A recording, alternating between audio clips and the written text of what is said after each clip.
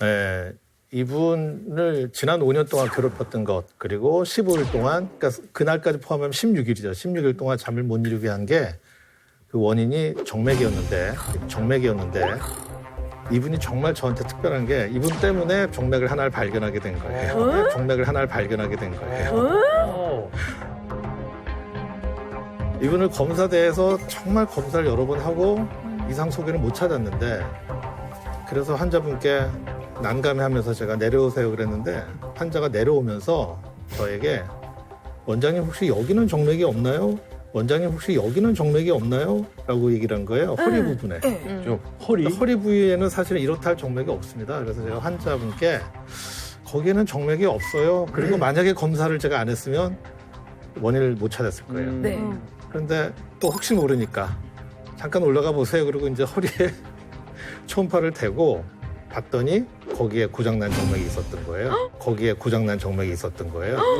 그런데 그 순간에도 그게 원인이라고 생각을 안 했어요. 왜냐하면 환자분이 너무나 오랫동안 고통을 겪었는데 이 작은 정맥이 설마 원인이랴 생각을 하고 주사를 해서 그 혈관을 치료한 다음에 이제 경과 관찰을 해야 되니까 네. 환자분을 이제 옆방에 모셔서 봤는데 다른 환자분 진료하고 갔더니 너무 편하게 주무시는 거예요. 너무 편하게 주무시는 거예요.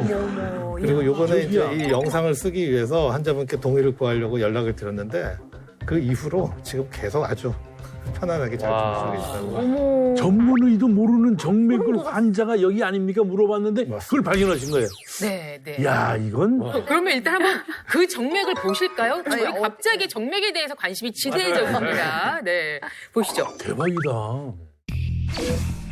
저 파란색이 정맥이겠죠? 네. 네. 그런데 이제 이 통증을 일으키는 정맥들이 우리가 표제 정맥이라고 그럽니다. 깊이 있는 정맥 말고 피부 가까이에 있는 얕게 있는 이 많은 표제 정맥들이 고장이 잘 나고 그 정맥들이 고장이 났을 때 여러 가지 다양한 증상들을 일으키는 것이죠. 많은 표제 정맥들이 고장이 잘 나고 그 정맥들이 고장이 났을 때 여러 가지 다양한 증상들을 일으키는 것이죠. 그래서 아까 그 15일 동안 못 주무셨던 분도 허리 부위에 있었던 표제정맥의 고장 때문에 그런 일이 있었고요. 그것을 우리가 지금 통칭해서 정맥 통증이라고 부르고 있습니다.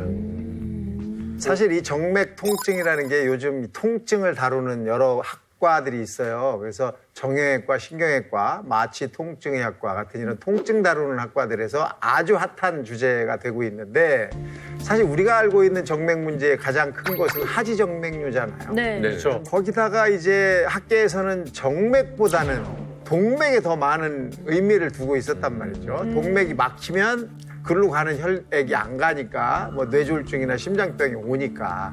근데 정맥이 이렇게 문제가 있구나라는 걸 알게 되면서 정맥이 이름 없는 곳이 드디어 이름이 붙여지기 시작을 한 겁니다.